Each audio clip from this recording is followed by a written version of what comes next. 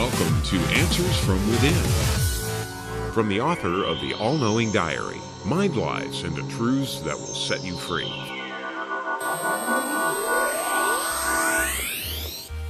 All right, welcome back everyone to Answers from Within.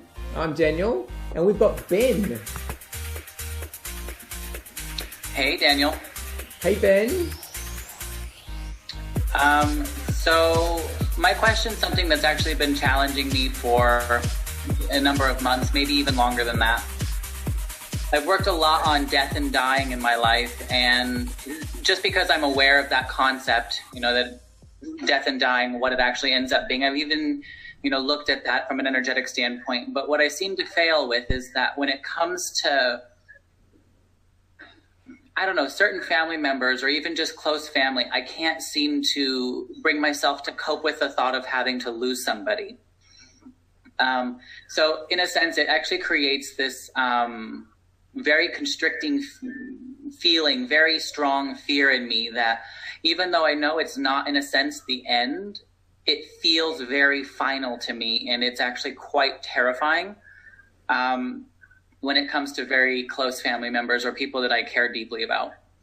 And what I can't seem to find is the way through that. I struggle with that when family members get ill, or just when I think about it and I go on a small little tangent, so-and-so got sick, and what happens if they die?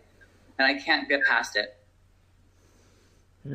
So is your question how to find peace around that as a concept? Yes. The first thing you need to know is don't beat yourself up. Don't look at yourself as any less enlightened, less evolved, because you've got hang-ups around loved ones dying. You've been programmed to have hang-ups about loved ones dying.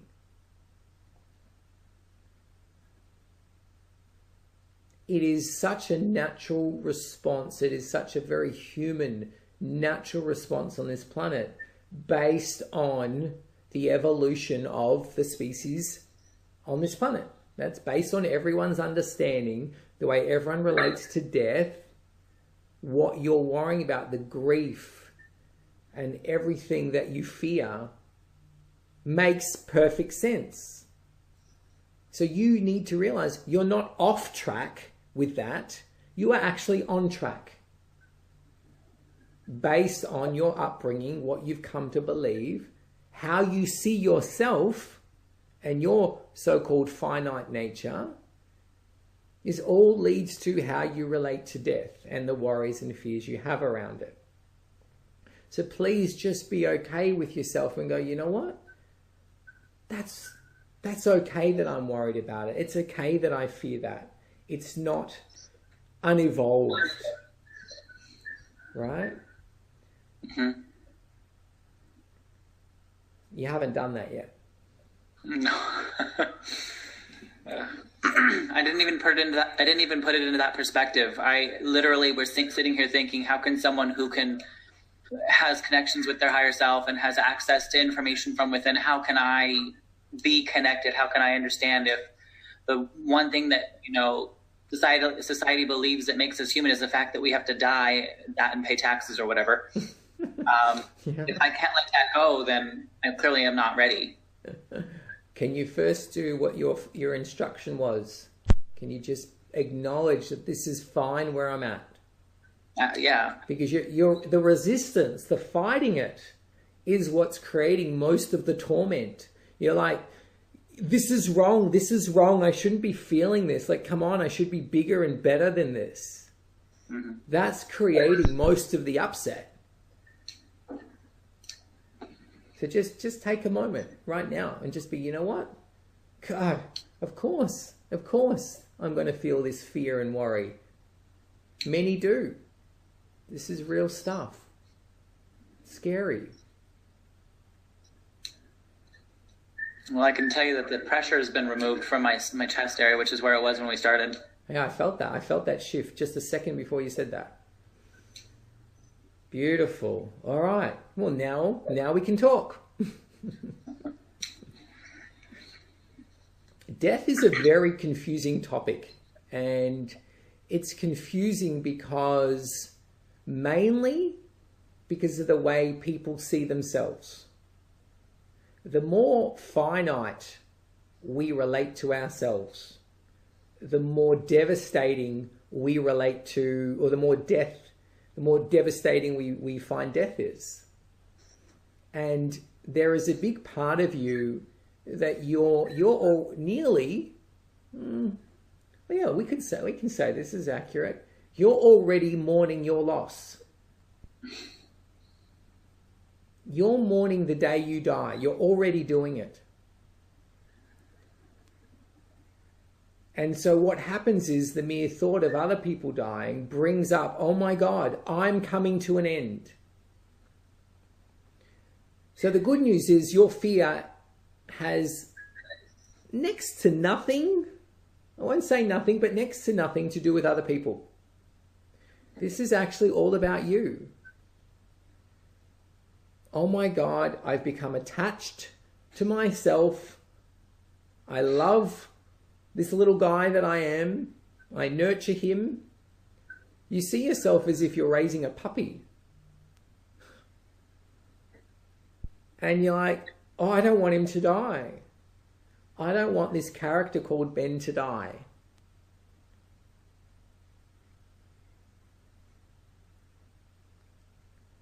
And that's where these fears, these worries are stemming from. It's all about you. So let's look at some insights to this, because there's a little bit of non-truth going on here, to say the least. The you that you worry about dying is already dying.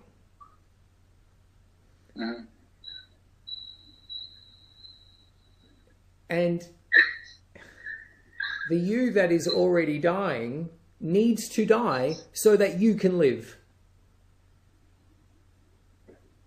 What you're attached to is drama. The drama of Ben's journey. And that has become who you identify as Ben. The drama. That is Ben. This is his life.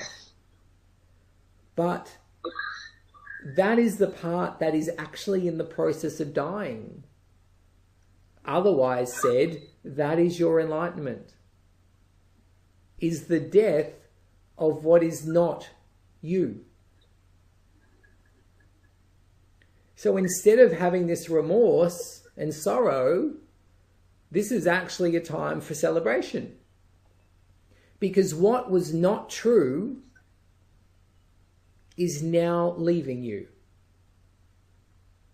And it needs to leave you because the death of that Ben ensures the life of you, the real you, and that body.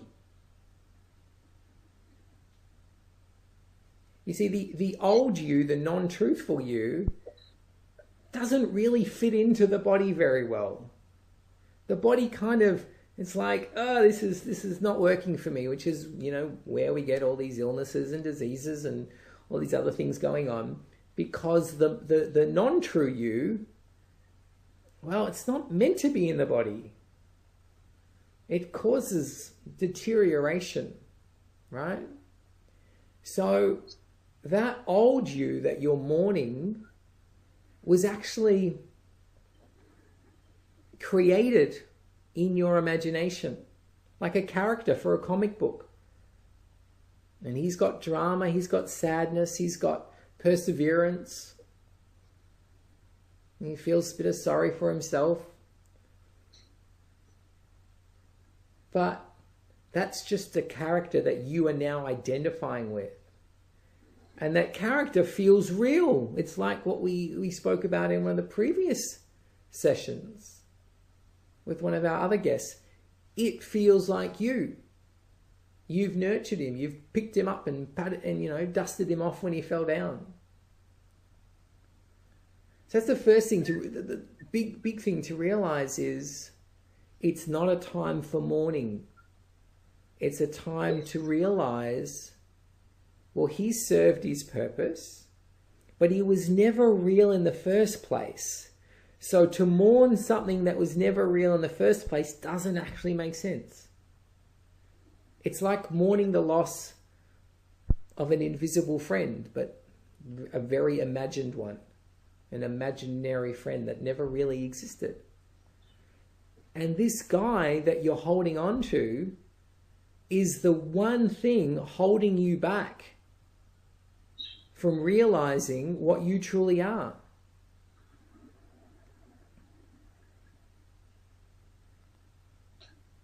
So you have an attachment to this persona, this character, even though he's like your biggest enemy right now. He's your biggest dysfunction. So let's bring a little bit of insights to see if we can release some of your attachment.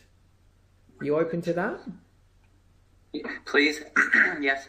Because you've got your claws out and you're hanging on to this guy for dear life. And he's very cute.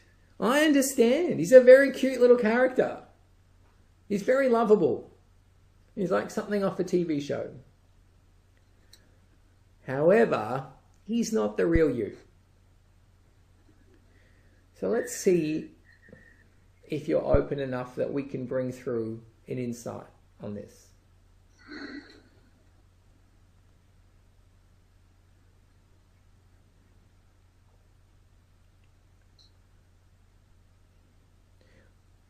When you used to imagine how you would be when you were older, what did you imagine?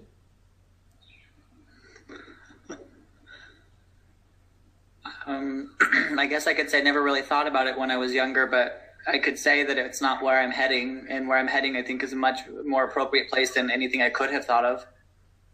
Awesome. Awesome. And you're good with that though, aren't you?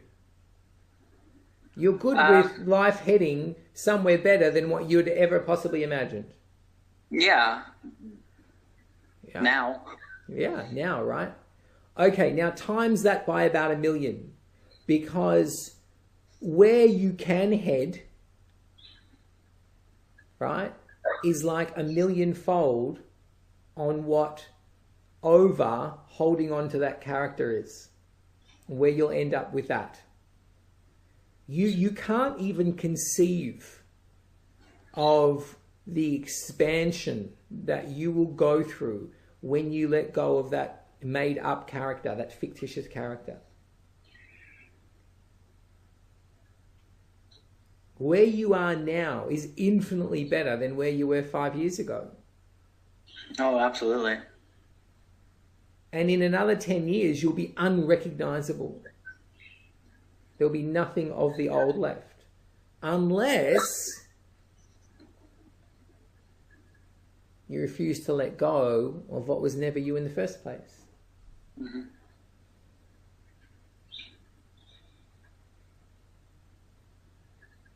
Now, the problem is that you are attached to, like, posterity, nostalgia. You like old memories, don't you? Oh, absolutely. So you're holding on to this little trinket, like he was a toy you used to play with as a kid that your grandma gave you. So, and the reason you like holding on to old things is because it's the mind's way, your identity's way of staying alive. It knows the more you attach to these old things, nostalgic things, the longer it gets to live in your life.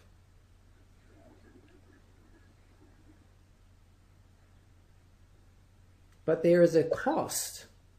There's a cost to that nostalgic feeling, to the sentimentality. You'll never get to know what you really are. That's the cost of nostalgia. Now, what's interesting is the way you fear death, whether it's you or other people, that will go as soon as you let this guy go.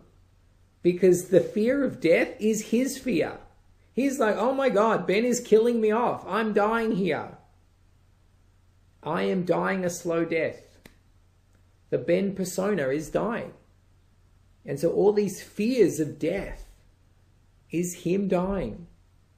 And the real you shining in magnificence. Time to let go of the old. It's the source of all the fears of the now.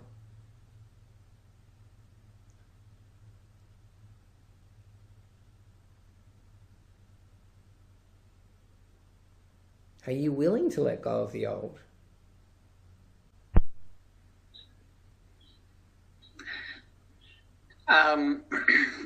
No is the answer. It's that I didn't think it would be as challenging.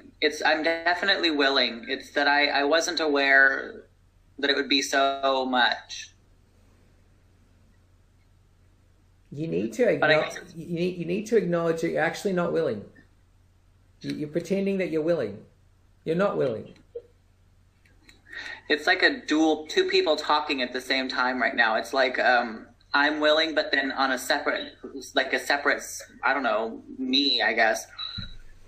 They're not. And then it's kind of like a battle in between the two. It's like I am, but then I'm not. But it's not me. Yeah, very interesting observation. There is a non-willingness within. There is a very much a non-willingness.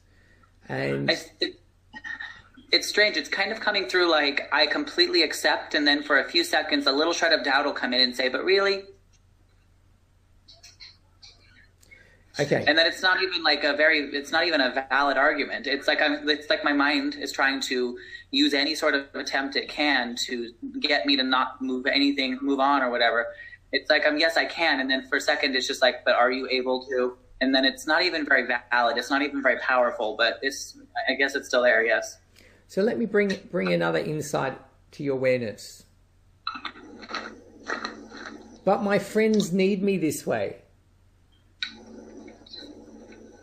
I support a community of people and they all relate to me this way and they rely on me this way.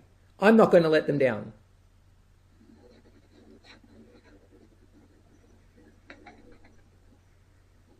If I shine and I grow, I'll leave them behind. And I'm not prepared to be that kind of person.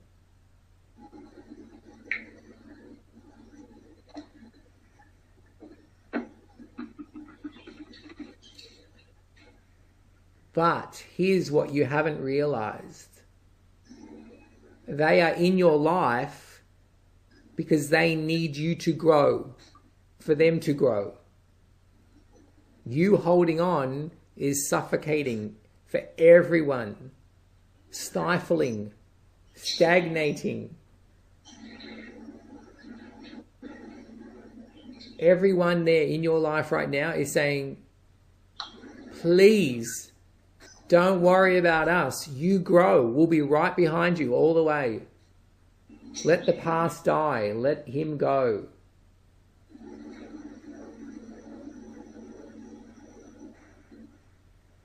Okay? Yeah. That makes complete sense, actually. And that is where we're going to complete for today. So join me for the next episode, coming soon. And in the meantime, check out discoverui.com to learn how you can access the answers from within for yourself.